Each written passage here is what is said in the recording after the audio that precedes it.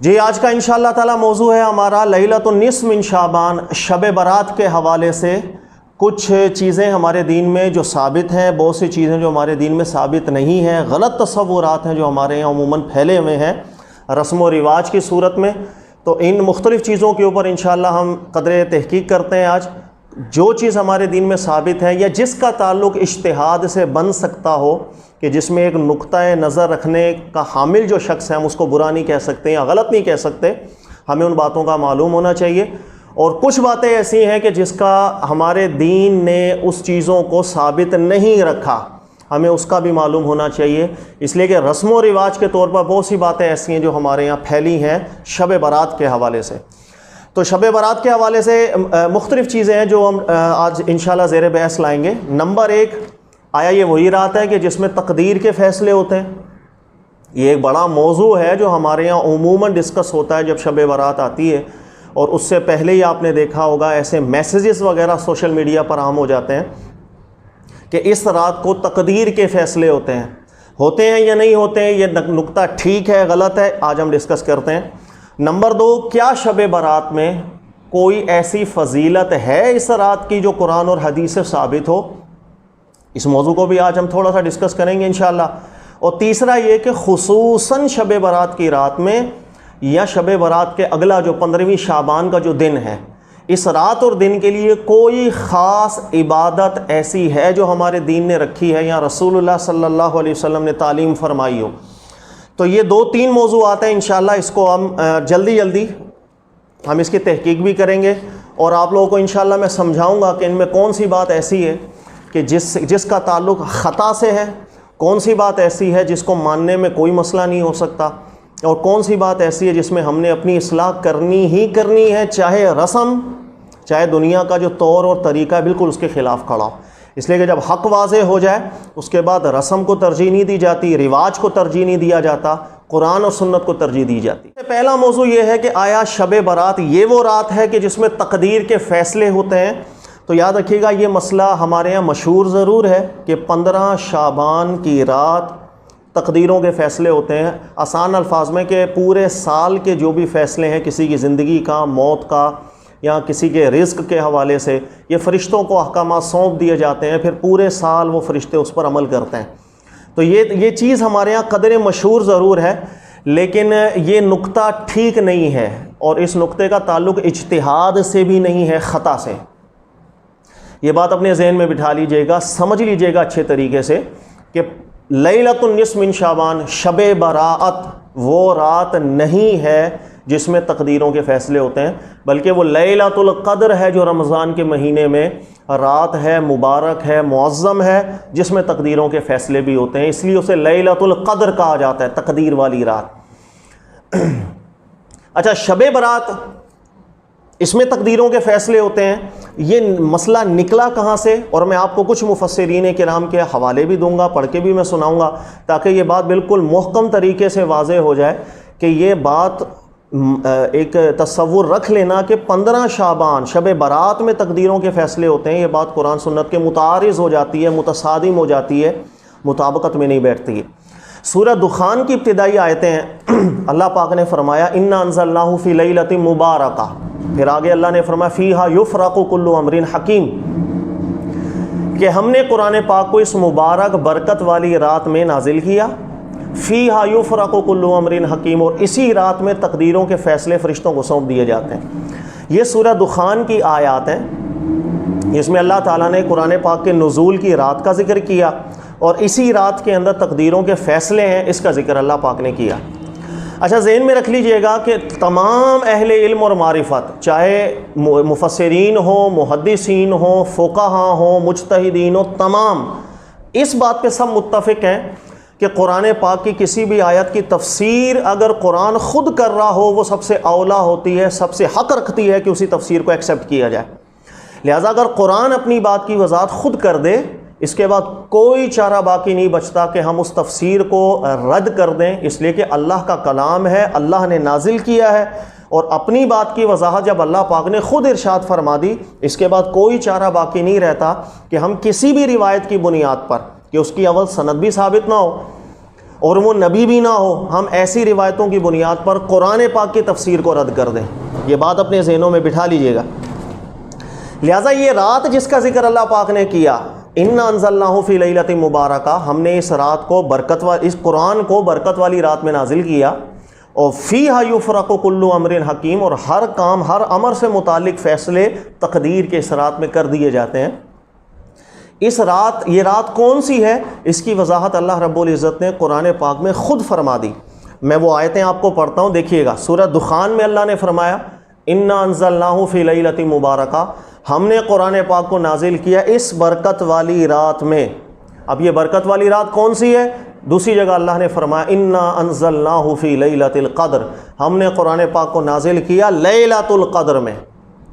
اور پھر سورہ بقرہ میں بھی اللہ نے فرمایا شہر رمضان الذی انزل فیہ القرآن، وہ رمضان کا مہینہ ہے جس میں قرآن نازل ہوا۔ تو یہ تینوں آیات اب سامنے رکھ کے اب دیکھیے گا، ایک جگہ اللہ نے فرمایا ہم نے قرآن پاک کو نازل کیا مبارک رات میں، ہم نے قرآن کو نازل کیا لیلۃ القدر میں، اور قرآن نازل کیا ہم نے رمضان کے مہینے میں۔ لہذا تینوں آیتوں سے جب قرآن اپنی شرح اور تفسیر اور وضاحت خود کر رہا ہے تو واضح سا اور محکم سا ایک نظریہ سامنے آ جاتا ہے کہ جس رات کا ذکر سورہ دخان میں اللہ پاک نے ارشاد فرمایا کہ ہم نے اس رات قرآن نازل کیا، وہ لیلۃ القدر کی رات ہے، اور وہ رمضان کے مہینے میں ہے، شعبان کے مہینے میں نہیں۔ دوسری بات اللہ نے فرمایا فیہا یفرق کل امر حکیم، ہر امر کا اس میں فیصلہ ہوتا ہے، ہر امر کا۔ پھر سورہ قدر میں اللہ نے فرمایا تنزل الملائکۃ والروح فیہا بإذن ربہم من کل امر، فیہا یفرق کل امر، فی کل امر۔ تو سورہ قدر میں اللہ نے وضاحت فرما دی کہ کل امر کے لیے اللہ کی طرف سے فرشتوں کا نزول ہوتا ہے اس رات میں۔ لہٰذا اگلی آیت کا جو حصہ ہے جس میں فیہا یفرق کل امر، اس کل امر کو بھی اللہ رب العزت نے سورہ قدر کے اندر بالکل واضح فرما دیا کہ وہ لیلۃ القدر ہے، وہ لیلۃ القدر رمضان کے مہینے کی رات ہے جس کا ذکر اللہ نے سورہ دخان میں فرمایا۔ لہٰذا یہ دلیل جو قرآن اپنی تفسیر خود قرآن کر رہا ہے، یہ اتنی بات محکم تھی اور اتنی بات مضبوط تھی کہ اس کے مقابلے کے اندر ایک روایت اکرمہ سے آئی، اور اکرمہ تابعین میں سے ہیں، اگرچہ ان کا بڑا نام ہے لیکن بہرحال وہ نبی نہیں، نہ صحابی ہیں۔ اور اکرمہ سے ایک روایت یہ آئی ہے کہ سورہ دخان میں جس رات کا اللہ نے ذکر کیا کہ ہم نے اس رات میں قرآن نازل کیا، یا اس رات میں تقدیر کے فیصلے ہوتے ہیں، تو اکرمہ نے کہا یہ 15 شب برات والی رات ہے، جسے ہم شب برات کہتے ہیں، لیلۃ النصف من شعبان ہے۔ اب یہ جو اکرمہ سے روایت آئی ہے ذہن میں رکھ لیجئے گا، ایک تو سندن بھی ثابت نہیں، یہ سندن بھی ضعیف ہے، اور دوسرا اسی اکرمہ سے جو صحیح سند کے ساتھ بات آئی ہے حضرت عبداللہ ابن عباس کے حوالے سے، وہ رمضان کے حوالے سے ہی آئی ہے۔ یعنی اکرمہ کہتے ہیں، شاگرد تھے حضرت عبداللہ ابن عباس کے، اور اکرمہ کہتے ہیں میں نے حضرت عبداللہ ابن عباس سے خود سنا، اور عبداللہ ابن عباس کہہ رہے تھے کہ یہ جس رات کا ذکر ہے یہ لیلۃ القدر ہے جو رمضان کی رات ہے۔ اس کی سند پھر ٹھیک ہے، لیکن اکرمہ سے جو شب برات کے حوالے سے یہ روایت آئی ہے، اس روایت کی ایک تو سند بھی ٹھیک نہیں، وہ روایت بھی ضعیف، اور دوسری بات کہ جب قرآن اپنی وضاحت خود کر رہا ہے، اس کے بعد آپ اکرمہ کی بات سے قرآن کو متعارض بنا دیں گے۔ یہ بات اتنی بڑی تھی کہ جتنے بڑے محقق مفسرین گزرے ہیں ان سب نے اپنی تفسیروں میں اس بات کا ذکر کر دیا کہ سورہ دخان کی ان آیتوں سے جو شب برات مراد لے، کہ شب برات ہے جس میں قرآن نازل ہوا، یہی شب برات ہے جس میں تقدیر کے فیصلے ہوتے ہیں، مفسرین کرام نے فرمایا وہ شخص غلطی پر کھڑا ہو جائے گا، بلکہ یہ اتنا بڑا عیب ہے کہ قرآن پاک کو آپس میں متعارض کر دے گا۔ یہ مفسرین لکھ کر گئے ہیں۔ اب میں چند حوالے آپ کو میں بیان کر دیتا ہوں۔ مثلا تفسیر کبیر اگر آپ مطالعہ کریں گے تو علامہ راضی رحمۃ اللہ علیہ اسی آیت کے تحت لکھتے ہیں ہی لیلۃ القدر، یہ جس رات کا ذکر اللہ نے سورہ دخان میں فرمایا کہ اس میں تقدیر کے فیصلے ہوتے ہیں، یہ لیلۃ القدر ہے، اس لیے کہ اللہ نے قرآن میں فرمایا انا انزلناہ فی لیلۃ القدر، اللہ نے فرما دیا۔ آگے کہہ رہے ہیں وَأَمَّا الْقَائِلُونَ بِأَنَّ الْمُرَادَ مِنَ اللَّيْلَةِ الْمُبَارَكَةِ مِن لَيْلَةِ النِّصْفِ مِن شَعْبَانَ، وہ کہہ رہے ہیں جو لوگ سورہ دخان کی اس آیت سے شب برات مراد لے لیتے ہیں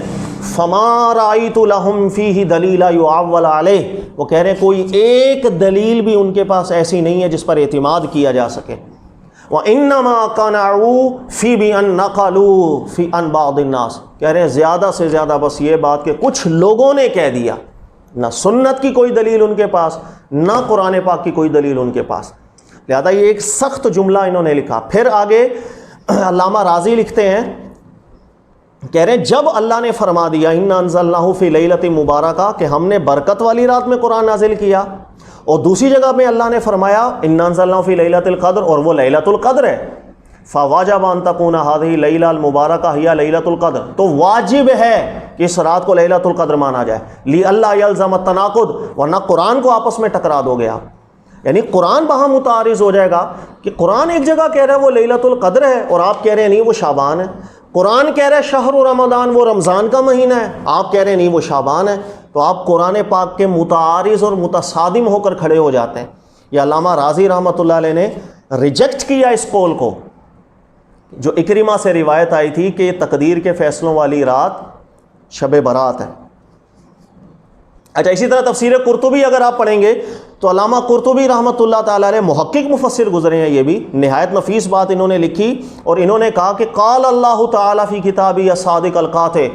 اللہ نے اپنی کتاب میں جب قطعی طور پر فرما دیا کہ شہر رمضان الذی انزل فیہ القرآن، کہ وہ رمضان کا مہینہ ہے جس میں قرآن نازل ہوا، جب اللہ نے قطعی طور پر یہ فرما دیا فَنَصَّ عَلَىٰ أَنَّ مِيقَاتَ نُزُولِ رمضان، تو لازم ہے کہ ہم مانیں کہ وہ رمضان کا مہینہ ہے، شعبان کا نہیں۔ فَمَنْ زَعَمَ أَنَّهُ فِي غَيْرِهِ فَقَدْ أَعْظَمَ الْفِرْيَ عَلَى اللَّهِ، لہٰذا اب کوئی جانتے بوجھتے یہ بات مانتے ہوئے کہ قرآن نے اپنی تفسیر خود کر لی، اب کوئی کہنے وہ شعبان کا مہینہ ہے تو وہ اللہ پر جھوٹ باندھنے والا ہو جائے گا۔ ایک بہت بڑی بات علامہ قرطبی صاحب نے نقل کی، وہ اللہ پر جھوٹ باندھ رہا ہے کہ جب اللہ نے اپنی بات کی وضاحت خود کر دی، اس کے بعد ہمیں ماننا پڑے گا، ہمیں کوئی چارہ نہیں کہ ہم اس بات کو ریجیکٹ کر دیں۔ پھر اس کے بعد علامہ قرطبی صاحب ایک اور بات لکھتے ہیں، کہتے ہیں وَلَيْسَ فِي لَيْلَةٍ مِّن شَعْبَانَ حَدِيثٌ يُؤَوَّلُ عَلَيْهِ فَلَا تَلْتَفِتُوا إِلَيْهَا، کہہ رہے ہیں نصف شعبان وہ رات ہے شب برات جس میں تقدیر کے فیصلے ہوتے ہیں، اس میں کوئی ایسی دلیل نہیں ہے کہ جس کی طرف آپ التفات بھی کرو، آپ اپنا چہرہ اور دھیان بھی کرو، کوئی ایسی دلیل اس پر نہیں ہے۔ اسی طرح تفسیر ابن کثیر کا اگر آپ ابن کثیر صاحب لکھتے ہیں من قال انها ليلة نصف من شعبان فقد ابعد النجاح، وہ بندہ بالکل غلطی پر آ کر کھڑا ہو جائے گا جو قرآن پاک کی سورہ دخان کی ان آیتوں سے شب برات مراد لے۔ اس کے علاوہ فتح القدیر کا اگر آپ مطالعہ کریں گے تو علامہ شوقانی رحمۃ اللہ علیہ نے بھی بالکل واضح طور پر ذکر کر دیا، تاکہ جب قرآن نے اپنی وضاحت خود دے دی فلم يبق بعد هذا البیان الواضح ما یوجب الخلاف ولا ما یقتضی الاشتباہ، انہوں نے کہا جب قرآن نے اپنی وضاحت و شرح خود کر دی، اس کے بعد لوگوں کے اندر شک و شبہ بالکل نہ ڈالا جائے، اور لوگوں کو نہ ایسا کر کے بیان کیا جائے کہ نہیں اس رات سے مراد شب برات ہے، تاکہ قرآن اپنی وضاحت خود کر گیا، اور جب اللہ کا کلام ہے اللہ اپنی بات کی وضاحت خود کر گئے، اس کے بعد کس کی بات پر ہم دھیان دیں؟ لہٰذا یہ بڑے بڑے مفسرین ہیں۔ اس کے علاوہ بہت سے حوالے ہیں میرے پاس، علامہ تفسیر عبدالرزاق الصنعانی کا اگر آپ مطالعہ کریں، تفسیر طبری ابو جعفر محمد طبری، تفسیر کی دنیا میں سب سے معتبر نام جس کا ہے ابو جعفر محمد طبری کا ہے۔ تفسیر طبری کے اندر بھی انہوں نے لکھا وَالصَّوَابُ مِنَ الْقَوْلِ فِي هَذَا قَوْلُ مَنْ قَالَ نَا بِهَا لَيْلَةُ الْقَدْرِ، انہوں نے کہا لیلۃ القدر مراد ہے، اس سے کوئی اور معنی مراد نہیں۔ تفسیر ابن منذر کا مطالعہ کریں، تعویلات اہل سنت ابو منصور ماتوریدی کا مطالعہ کریں، اہل سنت علماء کے اندر ایک بہت بڑا نام ہے ابو منصور ماتوریدی کا۔ اس کے علاوہ آپ ابن جوزی کی تفسیر کا بھی مطالعہ کر لیں، تمام علماء کرام نے نصف من شعبان شب برات سورہ دخان کی ان آیتوں سے مراد لینا کہ تقدیر کے فیصلے اس میں ہوتے ہیں، اس قول کو لکھ کر ریجیکٹ کیا اور رد کیا ہے۔ لہٰذا یہ چیز صرف اتنا نہیں کہ مفسرین کرام لکھ کر گئے ہیں کہ یہاں اس آیت سے مراد بعض لوگوں نے شب برات لی، نہیں، رد بھی کر کے گئے ہیں مفسرین، انہوں نے کہا یہ قول غلط ہے۔ لہذا مفسرین کا اپنی کتاب میں کسی بات کو لے کر کے آنا جواز کی دلیل نہیں ہے، جب صراحتاً محققین اس قول کو رد کر رہے ہوں اب اس کو قبول نہیں کیا جاتا۔ لہذا یہ چیز اصلاح طلب ہے کہ شب برات وہ رات نہیں جس میں تقدیروں کے فیصلے ہوتے ہیں، وہ رات لیلۃ القدر ہے رمضان کے مہینے کی۔ تو یہ بات اس کا تعلق اجتہاد سے نہیں تھا، خطا سے تھا، لہذا اس میں اصلاح کرنی اپنی ضروری ہے، اور احسن انداز میں دلائل کے ساتھ آپ کسی کو بھی کنونس کریں جس کا نقطہ نظر پہلے سے ایسا ہو کہ یہ شب برات والی رات ہے۔ کچھ حوالے میں نے آپ کو دیے ہیں، ان حوالوں کے ذریعے آپ کنونس کریں کہ محققین علماء یہ لکھ کر گئے ہیں، یہ بات کمزور ہے۔ اسی طریقے سے اب شب برات میں ہمارے یہاں کچھ معاملات بھی ایسے ہوتے ہیں، کچھ عبادت کے معاملات بھی ایسے ہوتے ہیں، نیز آیا شب برات کی رات ہو یا 15 شعبان ہو، اس رات کے حوالے سے یا اس دن کے حوالے سے کوئی فضیلت ایسی ہے جس کو ہمارے دین نے بیان بھی کیا ہو، ثابت رکھا ہو؟ یہ اگلا موضوع ہے۔ یہ ذہن میں رکھ لیجئے گا کہ شب برات کو کوئی فضیلت ہے، یہ رات دوسری راتوں سے کچھ افضل ہو جاتی ہے، اس مسئلے کا تعلق اجتہاد سے بنتا ہے۔ یعنی اس میں علماء کرام کے دو موقف ہیں۔ ایک موقف علماء محققین محدثین کا گزرا ہے کہ نصف شعبان شب برات کی رات میں کوئی ایسی فضیلت نہیں ہے جس کا ذکر ہمارے دین میں ثابت ہو۔ ایک موقف علماء کا یہ ہے، اور ایک موقف ہے جس میں محققین محدثین مجتہدین اس جانب کھڑے ہیں کہ نصف شعبان شب برات میں بالکل فضیلت ثابت ہے، جو فضیلت اس رات کو دیگر راتوں سے تھوڑی ممتاز کر دیتی ہے، اس میں افضلیت پیدا کر دیتی ہے۔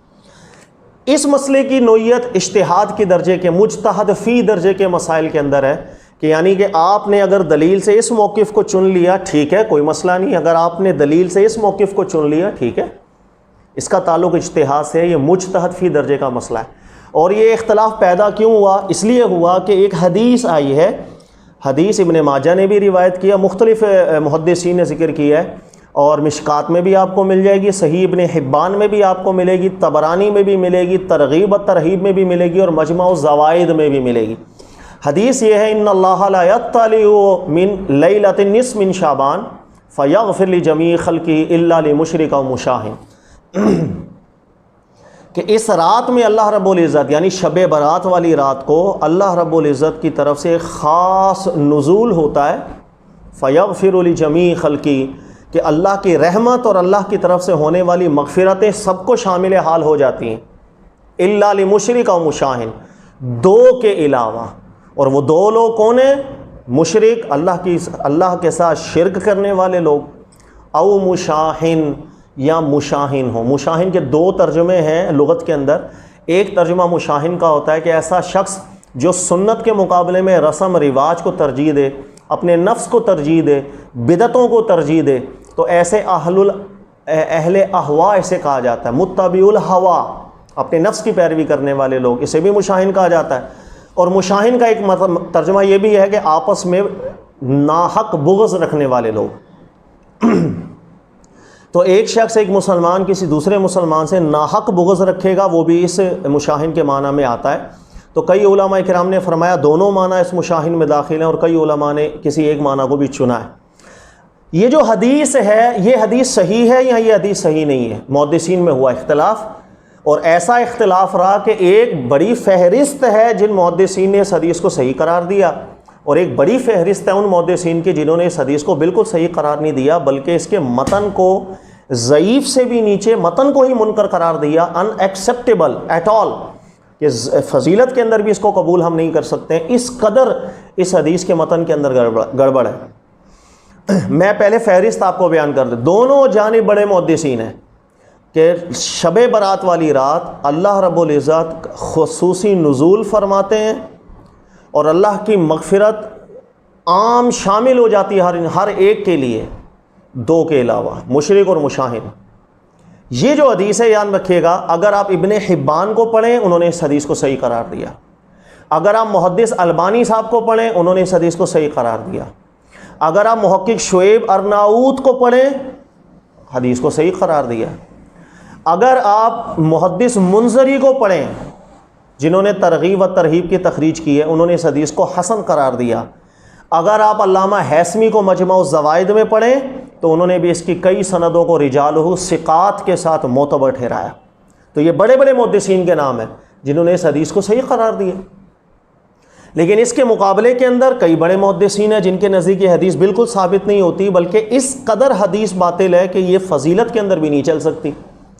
اس فہرست کے اندر علامہ ذہبی ہیں، اگر تلخیص کے اندر آپ محدث ذہبی کو پڑھیں گے انہوں نے اس حدیث کو قبول نہیں رکھا۔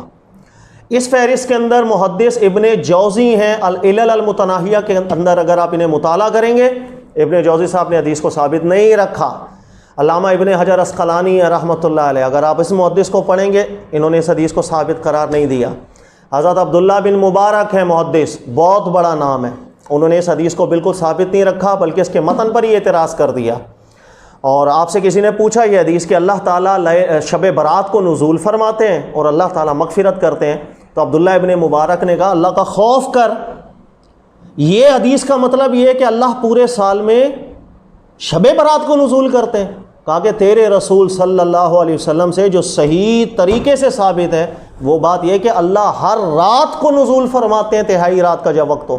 اور اعلان کرتے ہیں کوئی مغفرت مانگنے والا ہے تو مجھ سے مانگو۔ کہا کہ یہ نزول کی بات ہر رات کی ہے، سال میں ایک رات کی نہیں، یہ آپ صرف 15ویں شعبان کے ساتھ اس کو مخصوص کر دو۔ تو بہت اعتراض کرتے تھے حضرت عبداللہ ابن مبارک۔ اس کے علاوہ امام بخاری ہیں، ترمذی محدث ترمذی ہیں، وہ لکھتے ہیں کہ سمعت محمدا یضعف ھذا الحدیث، کہتے ہیں میں نے امام بخاری سے خود سنا وہ اس حدیث کو بالکل ثابت نہیں رکھتے تھے۔ اس کے علاوہ محدث دارقطنی ہے، اگر آپ دارقطنی محدث کو بھی اسٹڈی کریں گے، انہوں نے بھی اس کے متن کو مضطرب قرار دیا ہے، حدیث کو ثابت نہیں رکھا۔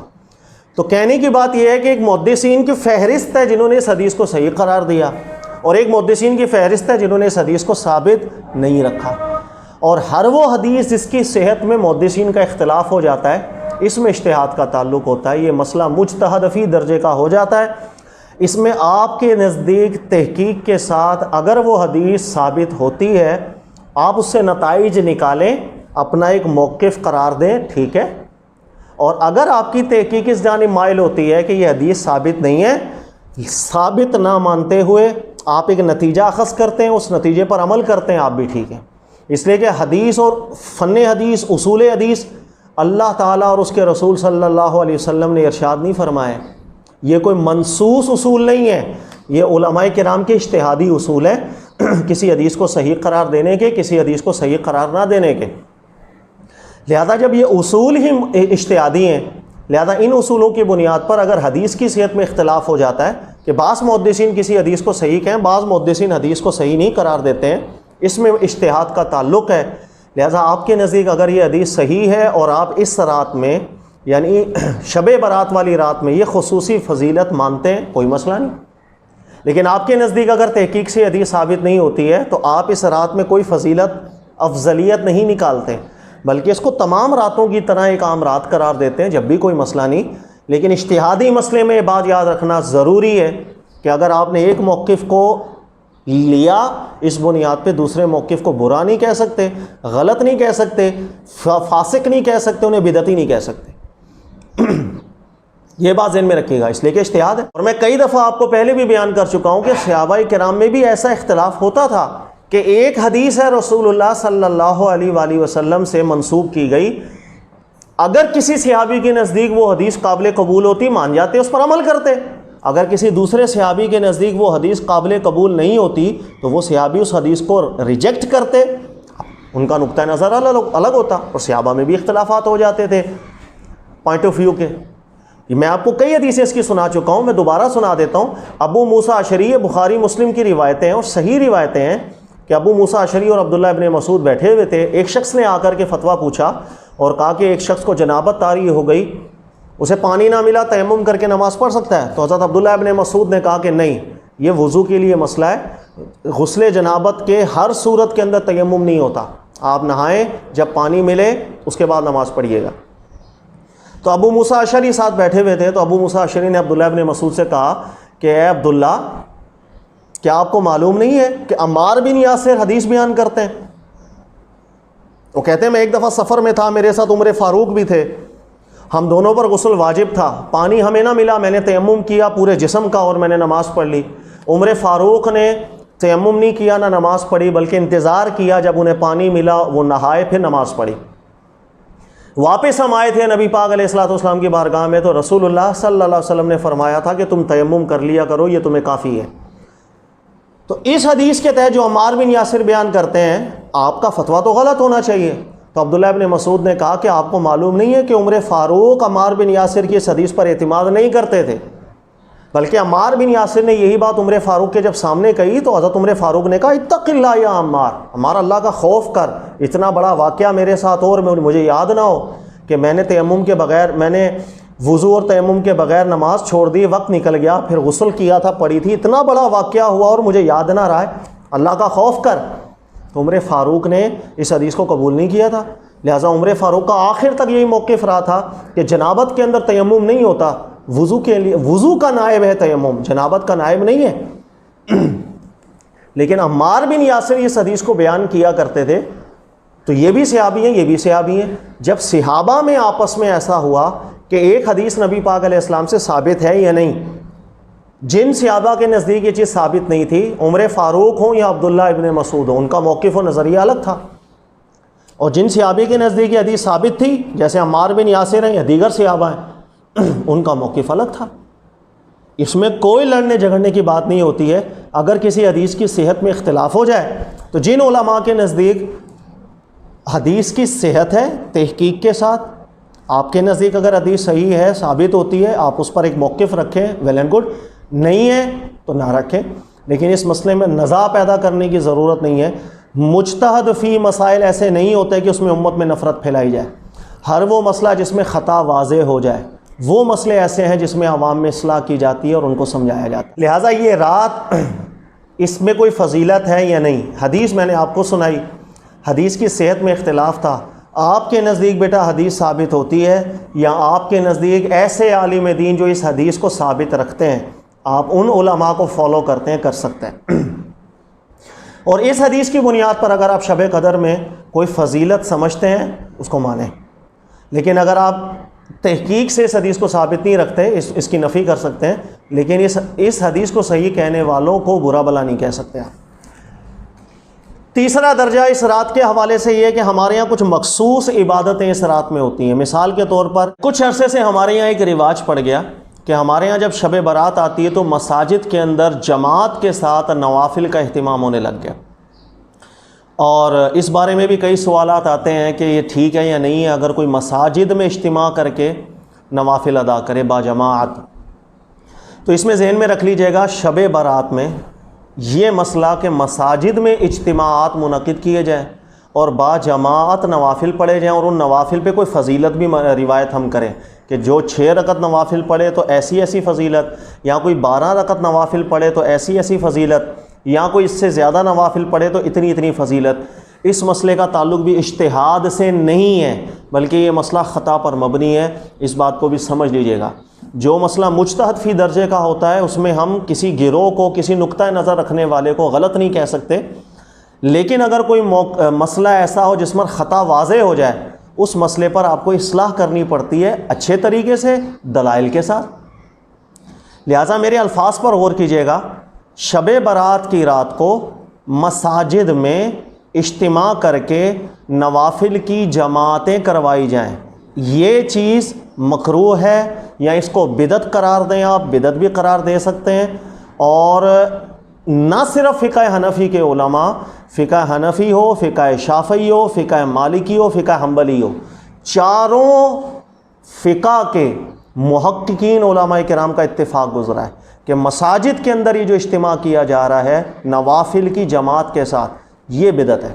اس کی وجہ کیا ہے؟ وجہ یہ ہے کہ اس کے پیچھے جو دلیل ہے وہ دلیل ہے موضوع روایتیں اور باطل حدیثیں. اور موضوع روایتوں کی بنیاد پر اگر آپ کوئی عمل کریں گے تو رسول اللہ صلی اللہ علیہ وسلم پر ایک شخص نے جھوٹ باندھا اور اس جھوٹ کے اوپر بنیاد رکھ کے آپ عمل کر رہے ہو.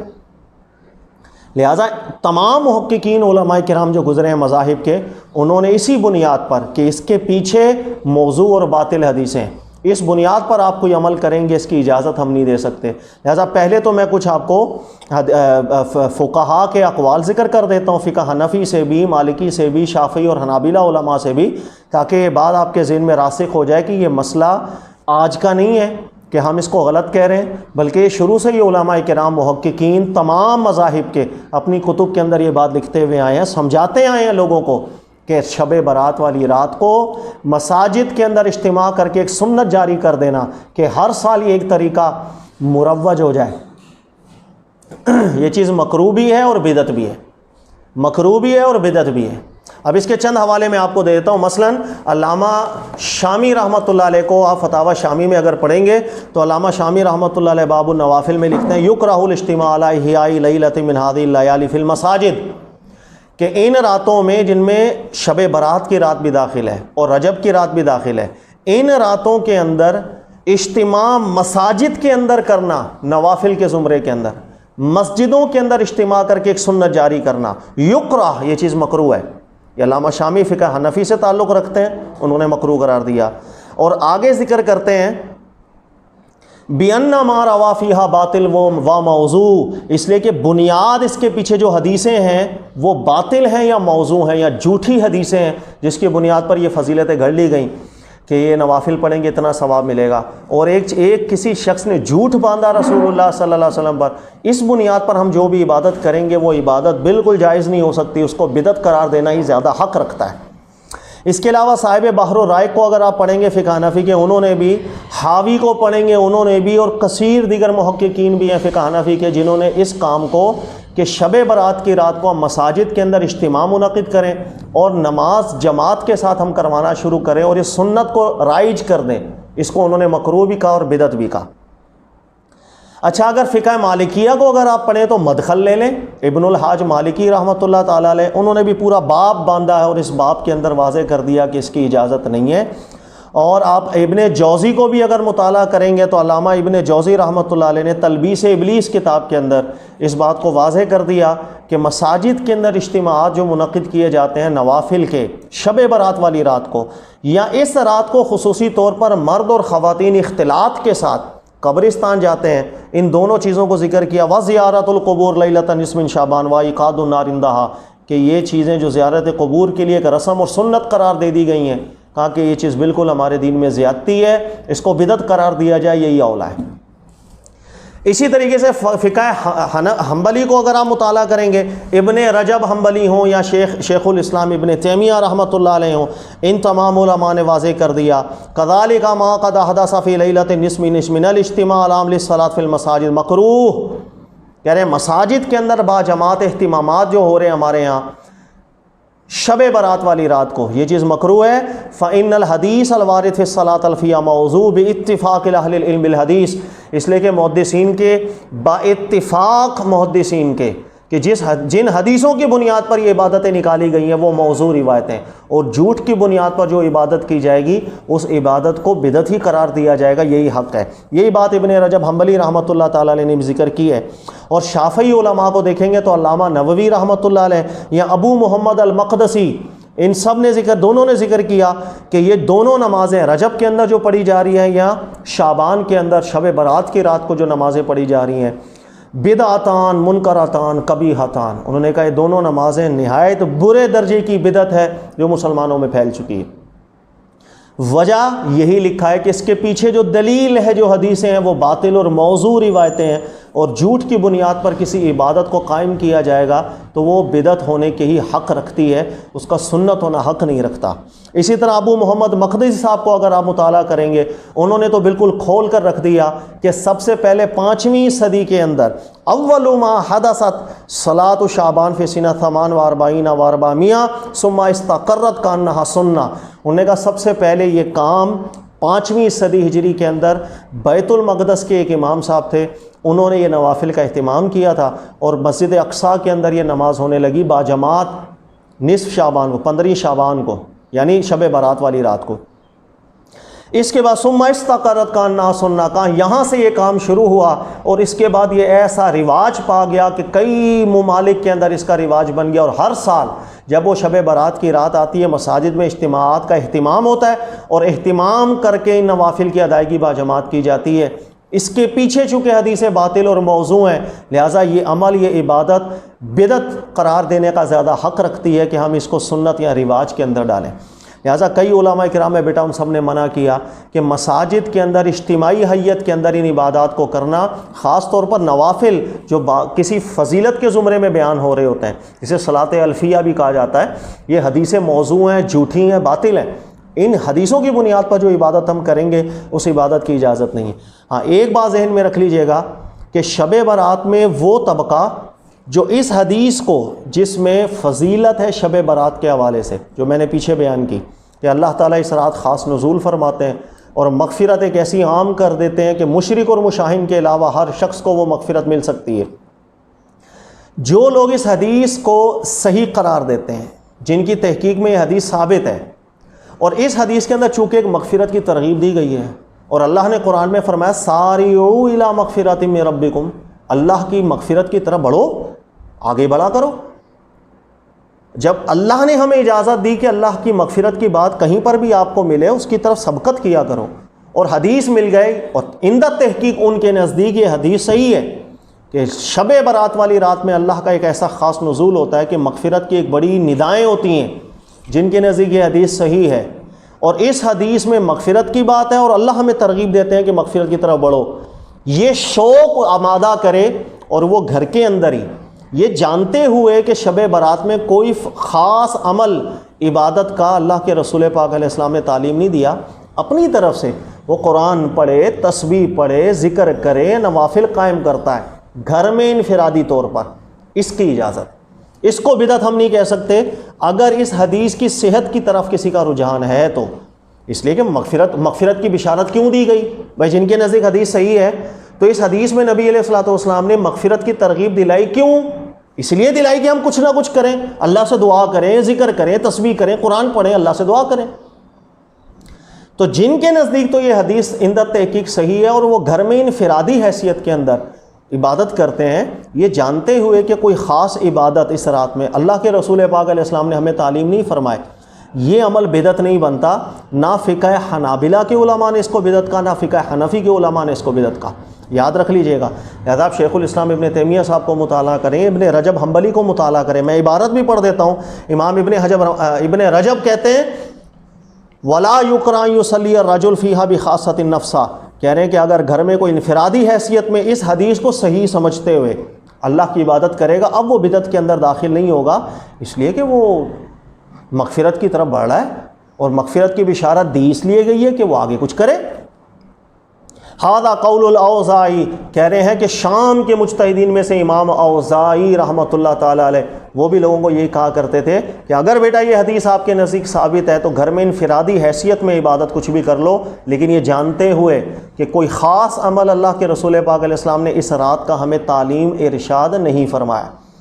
واہو الاقرب، انشاءاللہ کہ یہی قول زیادہ اقرب ہے۔ اسی طرح علامہ شامی کا جو میں نے حوالہ آپ کو دیا باب النوافل سے، علامہ شامی رحمۃ اللہ علیہ نے بھی بالکل واضح کیا، فقہ حنفی کے عالم دین ہے، انہوں نے کہا اگر انفرادی حیثیت میں کوئی اپنے گھر میں عبادت کرتا ہے، یہ جانتے ہوئے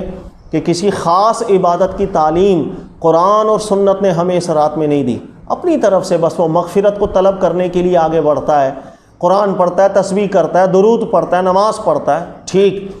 اس کو ہم بدعت نہیں کہہ سکتے، نہ یہ بدعت ہے، لیکن موضوع حدیثوں کی بنیاد پر عمل کرے گا یا مساجد کے اندر جا کر کے اہتمام کے ساتھ ایک رواج ڈال دے گا نوافل پڑھنے کا، اس چیز کو حنفی، شافعی، مالکی، حنبلی تمام مذاہب کے علماء نے اس کو بدعت قرار دیا۔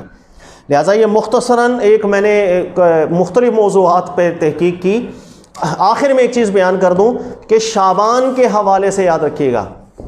فضیلتیں ہیں اس شعبان کے مہینے کے حوالے سے، پورا مہینہ،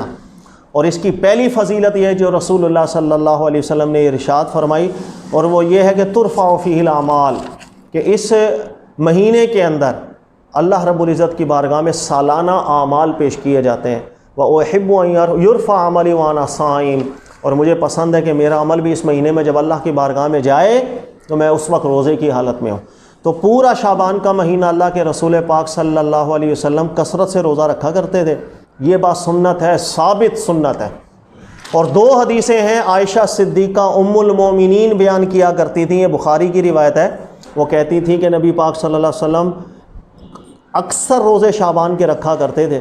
اور ام سلمہ رضی اللہ تعالیٰ عنہ نبی پاک علیہ السلام کی زوجہ، وہ فرماتی تھی پورا مہینہ رکھتے تھے، پورے 30 دن شعبان کے بھی روزے رکھا کرتے تھے۔ لہٰذا یہ سنت ہے جو نبی علیہ السلام کی ثابت ہے شعبان کے حوالے سے۔ اچھا، اب اگر کوئی شخص، یاد رکھیے گا، شعبان کے مہینے میں روزے نہیں رکھتا، شروع شعبان ہوا کوئی روزہ نہیں رکھا، ہفتہ گزر گیا کوئی روزہ نہیں رکھا، آدھا شعبان گزر گیا اب کوئی روزہ نہیں رکھتا، اب وہ شب برات کی اگلے دن کو روزہ رکھنا چاہ رہا ہے، صرف 15 شعبان کو، اس کی اجازت نہیں ہے، کیونکہ صرف 15 شعبان کا روزہ، اگر پیچھے 15 دن آپ نے روزے نہیں رکھے اور اب آپ چاہ رہے ہیں کہ رمضان شعبان کا مہینہ آدھا ہو گیا اب میں روزے رکھوں، رسول اللہ صلی اللہ علیہ وسلم نے اسی سے منع فرما دیا۔ صحیح حدیث ہے اذا انتصف شعبان فلا تصوموا، شعبان کا مہینہ جب آدھا ہو جائے اور کسی نے روزے اگر نہ رکھے ہوں تو شعبان کا مہینہ آدھا ہو جائے فلا تصوموا، اب روزے نہیں رکھنا، آپ رمضان کا انتظار کرو، ورنہ کل کو یہ اشتباہات لوگوں میں نہ پیدا ہونا شروع ہو جائیں کہ جو اللہ نے عبادت فرض قرار دی ہے اس میں کمی زیادتی لوگ کرنے لگ جائیں۔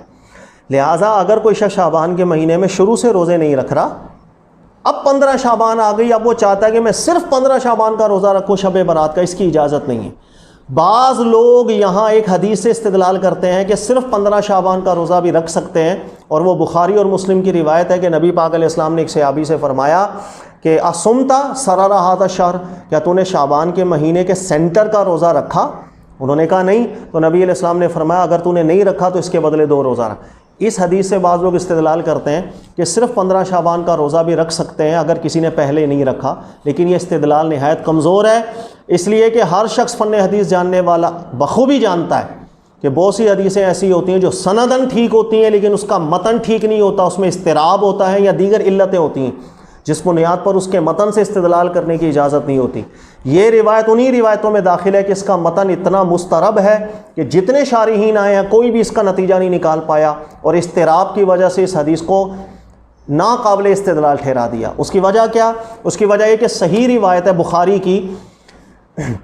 کہ عمران بن حسین صحابی ہے جن سے حدیث مروی ہے۔ اچھا، ثابت ان مطرف ان عمران بن حسین، اس روایت کے اندر ذکر شعبان کے مہینے کا ہے، لیکن ابو العلا کی روایت مسلم نے بھی بیان کی اور خود بخاری، مسند احمد بن حنبل، وہ سب صحیح روایت ہے، بخاری مسلم کی شرط کا راوی ہے، وہ بیان کرتا ہے تو اس میں رمضان کا مہینہ کہتا ہے، یعنی شعبان کے مہینے کی بات نہیں تھی، رمضان کے مہینے کی بات تھی کہ نبی علیہ السلام نے ایک صحابی سے فرمایا کہ یہ روزہ نہیں رکھا، بھائی نہیں رکھا، اس کی جگہ 2 روزے رکھو۔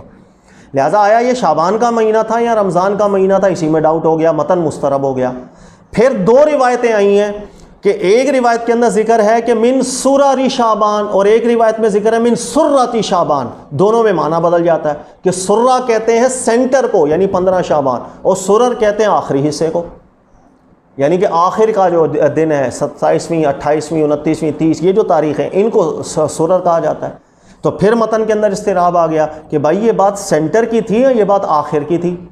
اچھا، پھر ایک روایت ہے جو صحیح روایت ہے، اس کے اندر ذکر ہے کہ فصم یومین مکانہ، کہ اگر نہیں رکھا تو اس کی جگہ 2 روزے رکھو، اور ایک روایت ہے بخاری اور مسلم کی شرط پر صحیح مسند احمد بن حنبل کی، اس میں ذکر ہے سم یوما، اس کی جگہ 1 ہی دن کا روزہ رکھو۔ لہٰذا کتنے دن کا بعد میں روزہ رکھنا ہے، 1 یا 2، اس کے اندر بھی متن مسترب ہے۔ لہٰذا اس حدیث میں 3 باتیں آئیں، تینوں کے اندر اس کے متن میں اضطراب ہے، لہٰذا اس وجہ سے اس کا متن قابل قبول نہیں، نہ اس سے استدلال کیا جا سکتا ہے۔ لہٰذا بہتر قول یہی ہے اگر کوئی شعبان کا شروع سے روزے رکھتا ہوا آ رہا ہے اب وہ رکھتا چلا جائے،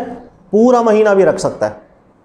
اگر کسی نے شروع شعبان میں روزے نہیں رکھے، اب نصف شعبان ہو جائے، اب تو حکم ہے نبی علیہ السلام کی بارگاہ سے ہمیں کہ فلا تصوموا، اب روزے نہ رکھو، اب رمضان کا انتظار کیا جائے۔ اب صرف ایک صورت میں خاتون روزے رکھ سکتی ہیں یا وہ مرد کہ جس کے پچھلے سال رمضان میں کوئی روزے قضا باقی رہ گئے تھے اور شعبان کے آخری دن بچ گیا اور وہ روزے قضا کرنے چاہ رہا ہے، اس کو اجازت ہے، بس اس کے علاوہ اجازت نہیں بنے گی۔ یہ مکمل تحقیق تھی جو مختصراً انداز میں جلدی میں نے آپ کے سامنے رکھی۔ اللہ تعالیٰ کی بارگاہ میں دعا ہے کہ اللہ تعالیٰ میں سمجھنے کی توفیق دے اور حق بات کو رسم و رواج کے مقابلے میں قبول کرنے کی بھی توفیق عطا فرمائے۔ جزاک اللہ خیرہ، والسلام۔